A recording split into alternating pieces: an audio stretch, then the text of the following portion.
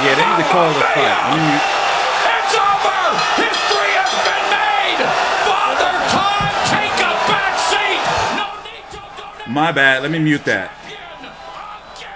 Let me mute that. I was never really high on Oubaali. I don't remember the first fight of his I covered as I'm looking at his resume, but I believe it had to be the Rashid Warren fight when he won the belt, right? Hold on, let me fix this. Having some technical difficulties. So anyway, I'm TstreeT Controversy with FightView360.com. Nonito Donaire at 38 years old. He'll be 39 in July. No, excuse me, in November, I'm sorry. Just won the WBC Bantamweight 118-pound title. Now remember that Fight of the Year candidate that he had against Inoue. Now was that his last fight? I don't remember. Donaire's been on quite a long layoff, hasn't he? Let's go look at the resume. Now I'm just getting back into the swing of things. I've covered every single Nonito Donaire fight on YouTube except one, and that was when he had first signed with Ringstar, and I believe it was Ruben Garcia Hernandez. It was one of those fights. I think it was that one. But literally, I covered every single one of his fights on YouTube, including his epic 122-pound run since 2011. Fernando Montiel. So I've been covering him for 10 years now on YouTube. Crazy. Now, you know, this is a great way to start off the Filipino summer of fire, because you got him winning. You're going to have, of course, Manny Pacquiao versus Errol Spence August the 21st. The week before that, you're going to have Guillermo Rigondeaux versus Joe Casimero. Let's turn it up and listen in. He's got the belt. Thank you. This is amazing, especially for him to go down the way. Can I petition our boss at Showtime Championship Boxing and just make the Punch Bowl a residency from now until the end of time, please? Something happens when these fighters enter this outdoor arena. And what an amazing, you know, we saw Nonito Donaire here on Showtime come of age and shock the world when he beat Vic Darchinyan, and now we have seen him recapture glory at an age when most people can't imagine him doing it. Let's look at the numbers first of all.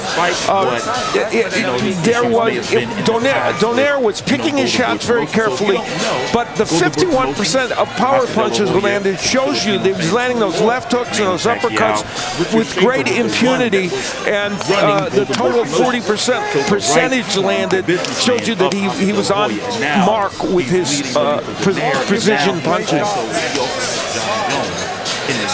Let's take a look back. We'll go back to round number 3, and first we will take a look at the first knockdown.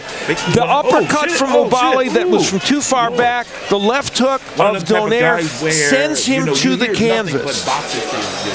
Now let's listen to the second knockdown to see if it came before the bell took place. And yes, we're going to be here covering all these fights now. I got a lot of Manny Pacquiao versus Errol Spence stuff coming. A close call. You could hear the bell a little bit there, but it wasn't super loud.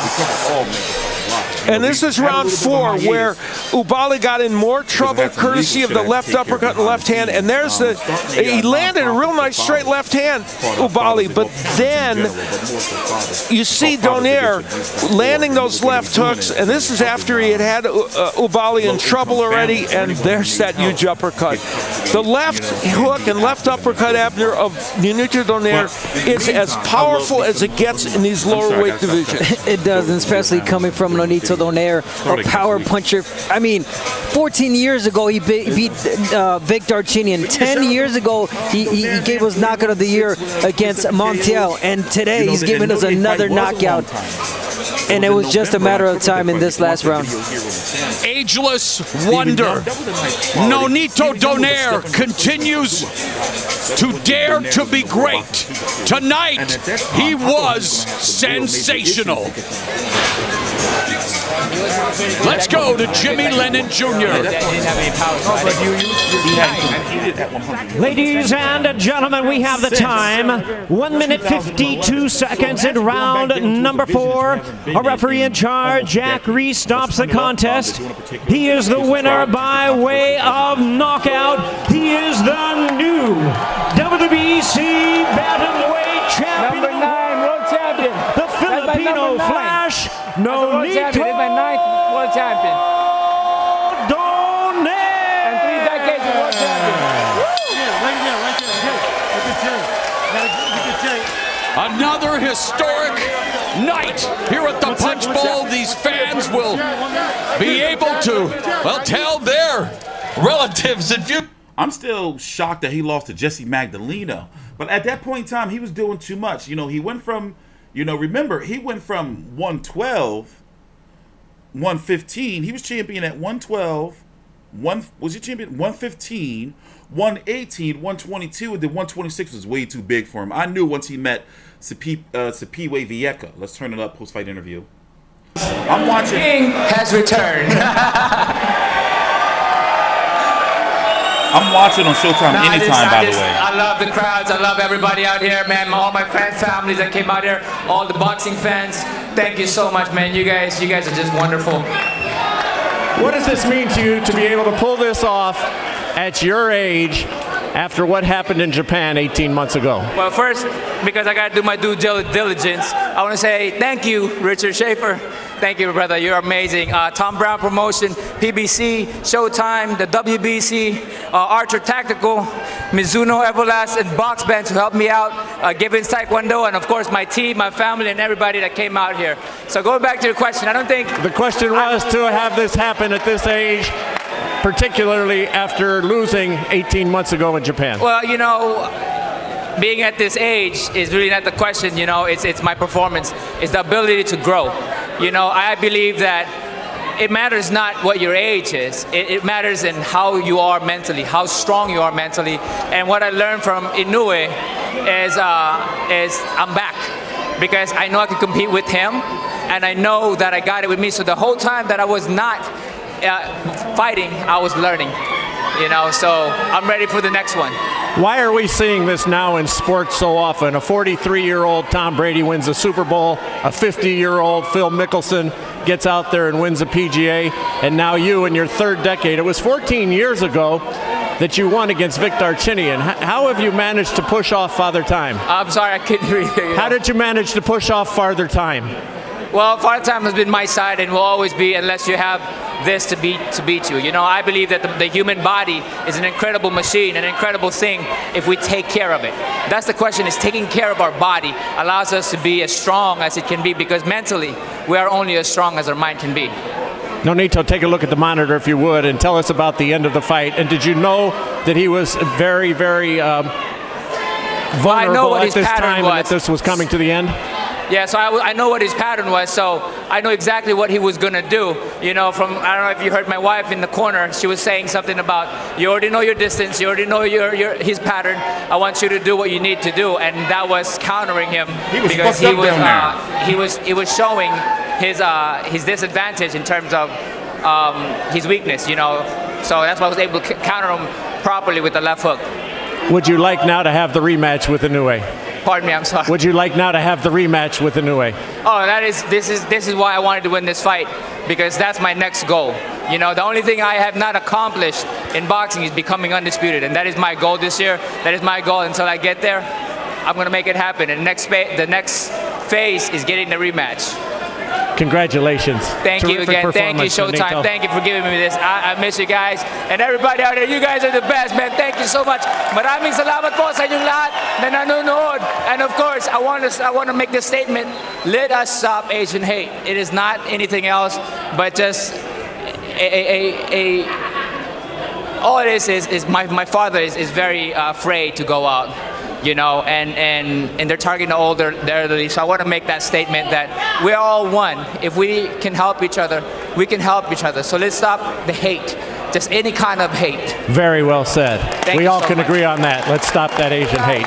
Congratulations, Nonito Donaire. Mo, back to you.